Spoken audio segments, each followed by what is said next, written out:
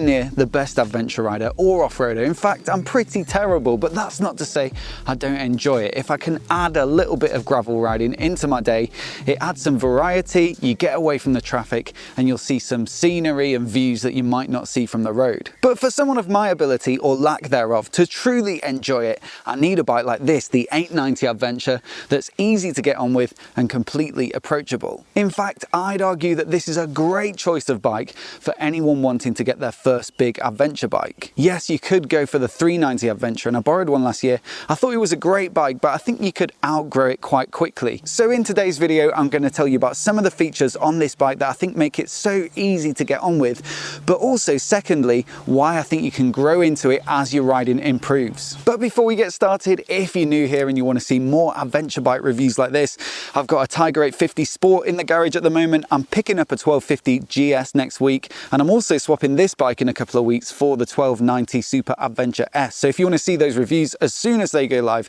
then please do remember to hit subscribe. So this is the base model in the 890 Adventure range at £10,999. Moving up from that, you've got the R model with some better suspension and all that kind of thing.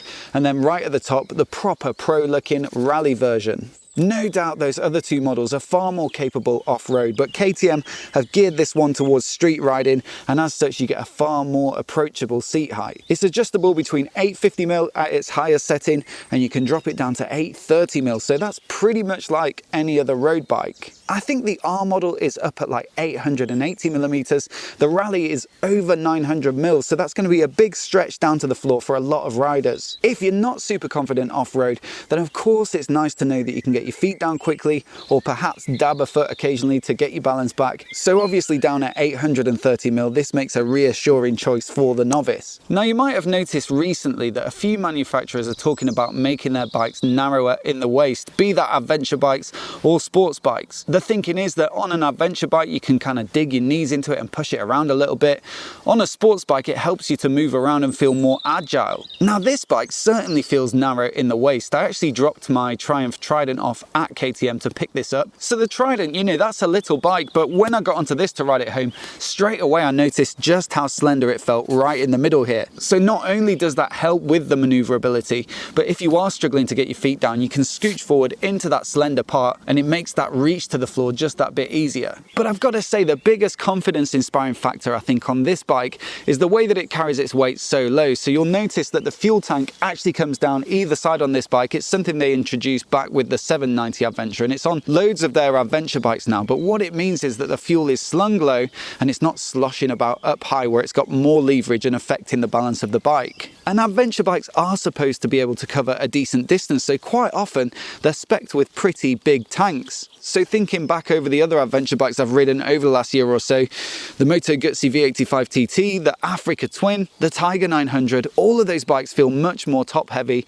than the 890 Adventure. It's quite difficult to put into words just how different it feels. It feels so stable and planted. It has far less of that top heaviness, feeling like it might go over. And of course, if you're not that confident off-road, that's a huge boost. On top of that, I do think these Avon Trail Rider tyres are a little more grippy and off-road biased than what you might find spec'd as standard elsewhere on the adventure market. They're still perfectly good road tyres, and I've had chance today to test them out on some of those flowing hilly roads around here. Absolutely spot on, but they feel sure-footed as well on gravelly surfaces like this. So like I say, I haven't found this to be like an intimidating big adventure bike at all, but what if you start getting better at riding? Will there still be enough there to keep you entertained? A big factor for me is the engine. I borrowed the 890 Duke R last year and I said it was the best road bike I'd ridden all year, and a massive factor was the 890 Parallel Twin. It's got plenty to go at in the mid-range as you'd expect from a twin, but it really pushes on. It goes up to 120 horsepower in the Duke R,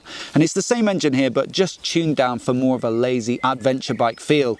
It still makes 105 horsepower though at 8,000 RPM, so there's plenty there for putting a big grin on your face when you find some smooth curvy roads. But in the 890 Adventure, that peak torque is produced even lower than the Duke R, and that gives it more practicality for road riding as well as some extra grunt down low for off-roading. I really feel like this is an engine that riders of any experience level can enjoy. Obviously it's largely the same as the 790, but with that extra capacity it gets a bit of a boost in peak torque and peak power. They've also tweaked the gearbox for better shifting, a more robust clutch I believe, and they've added some mass to it to give it more inertia, which helps with that torquey feel. Another thing is that you do get genuine adventure bike size wheels, so a 21-incher at the front and an 18 at the rear. Obviously that's going to help it to roll better over rough surfaces, and as your confidence grows you might feel like taking on some more challenging trails. And the other thing to consider is that you're going to get a proper choice of off-road tyres if you've got a 21-inch on the front and an 18 at the rear. Again, as your riding progresses, you might want to upgrade to something more grippy or more specific to the type of riding that you want to do, and so that's going to give you the best choice possible. Now you've got a decent suite of electronics on this bike, and it's all managed through this TFT dash. Not the biggest on the market, but it is clear and easy to navigate.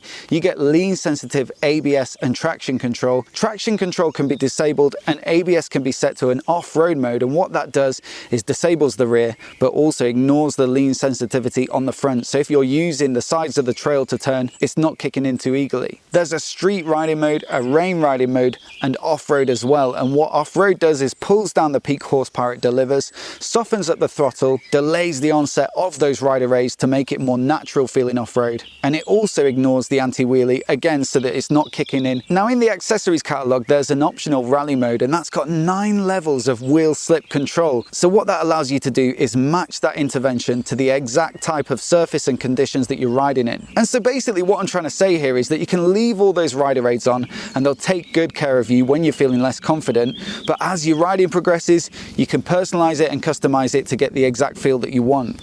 And coming back to the seat height that we talked about at the beginning, you could start with it down in 830, move it up to 850 when you're feeling more confident, and then you can even spec it with like a rally bench seat which lifts it even further so you can get more of the feel of the R model or the rally model. And look, even outside of the off-roady stuff, there's plenty that I like about this bike. The brakes, for example, they're not top spec Brembo calipers, they're KTM's own branded kit, but coming into some of those faster bends on those hilly roads that I was talking about earlier, I just feel supremely confident with them. You just need one finger on the lever and there's loads of feel and power. Suspension is from WP Apex, so KTM's own branded stuff. Really nicely set up. You've got 200mm of travel front and rear, so plenty for the sort of riding that I'm doing. No adjustability on the fork, preload and rebound on the shock, but it's nicely set up for just general purpose riding. On this base model you get the taller screen as standard as well, so that's better for the motorway, and there's cruise control, which is a big plus for me for long distance riding. So what about the things that I didn't like about this bike? Well, they're either fairly minor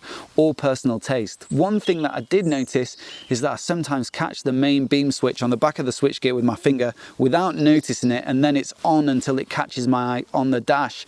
I think my friend Tim said the same about the 390 Adventure as well. The other thing is the fit and finish doesn't feel quite as premium as some other manufacturers like Triumph and BMW, even with bikes at the same price point. Stuff like the switchgear feels a little bit plasticky, and that can affect your perception of the quality of the bike. The last thing is that I'm not necessarily a huge fan of the KTM design language, but that's purely personal taste. And the good news is that the Husqvarna Norden 901 is due for release later this year or early next, and that's basically the same bike but in this incredible looking design. As for the price at £10,999 and whether that's good value, I mean, you do get a riding experience that I feel is definitely worth it, but there are plenty of competitors out there in various levels of spec, so I'll try and make a few comparison videos over the next week or two. Anyway, that wraps things up for today. I hope you've enjoyed this video. Please do let me know if you've got any questions down in the comments below, and I'll try and jump in and answer them. And if you're new here and you want to see more videos like this, hit subscribe and I'll catch you next time.